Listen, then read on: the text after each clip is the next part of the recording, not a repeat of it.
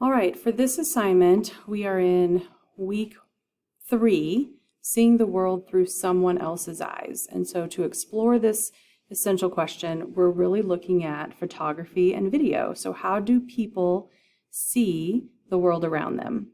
What kind of perspectives do they bring with them? So the assignment for today is called David Griffin, How Photography Connects Us. And when you click on this, it takes you to a YouTube video. Here is David Griffin. It's a 14-minute video.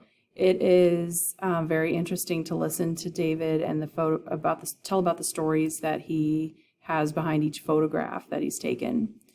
Then you are going to click on this assignment, which is David Griffin, How Photography Connects Us assignment. Now this is a discussion board. So after you watch the video, you're going to respond to the following question.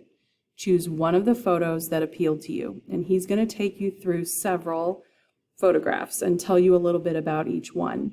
So I want you to pick one, and I want you to tell me which one you chose. You can just type in, I chose the picture of the mom and the baby, and then I want you to explain why you chose it, why you connected to it, because that's his point, is that photography connects us. It connects us as human beings. So why and how do you connect to that particular video?